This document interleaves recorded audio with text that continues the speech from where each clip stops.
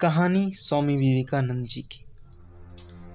लक्ष्य पर ध्यान केंद्रित कर। एक बार स्वामी विवेकानंद जी अपने आश्रम में टहल रहे थे कि एक व्यक्ति उनके पास आया जो कि बहुत दुखी था और आते ही स्वामी विवेकानंद जी के चरणों में गिर पड़ा और बोला, महाराज, मैं अपने जीवन में खूब मेहनत करता हूँ, हर काम खूब मन लगाकर भी करता हूँ, फिर भी आज तक मैं कभी सफल व्यक्ति नहीं बन पाया। उस व्यक्ति की बातें सुनकर स्वामी विवेकानंद जी ने कहा, ठीक है, आप मेरे इस पालतू कुत्ते को थोड़ी देर तक घुमा कर लाओ, तब तक आपकी समस्या का समाधान ढूंढता हूँ।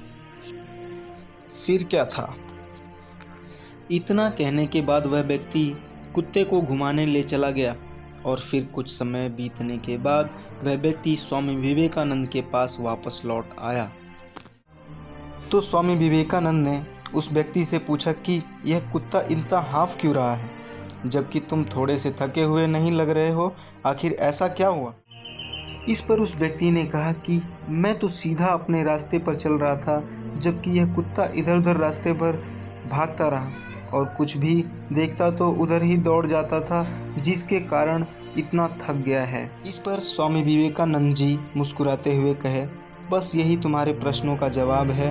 तुम्हारी सफलता की मंजिल तो तुम्हारे सामने ही होती है, लेकिन तुम अपने मंजिल के बजाय इधर उधर भागते हो, जिससे तुम अपने जीवन में कभी सफल नहीं हो पाते। यह बात सुनकर उस व्यक्ति को समझ में आ गया था कि यदि सफल होना है तो हमें अपने मंजिल पर लगातार ध्यान देते रहना चाहिए।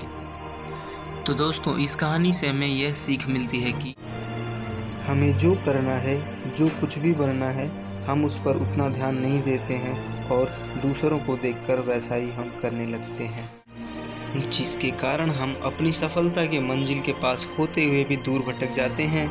इसलिए अगर जीवन में सफल होना है तो हमेशा अपने लक्ष्य पर ध्यान केंद्रित करे रहना चाहिए। दोस्तों, कैसी लगी हमारी ये आज की स्वामी विवेकानंद जी की स्टोरी, कमेंट बॉक्स में ज़रूर बताएं।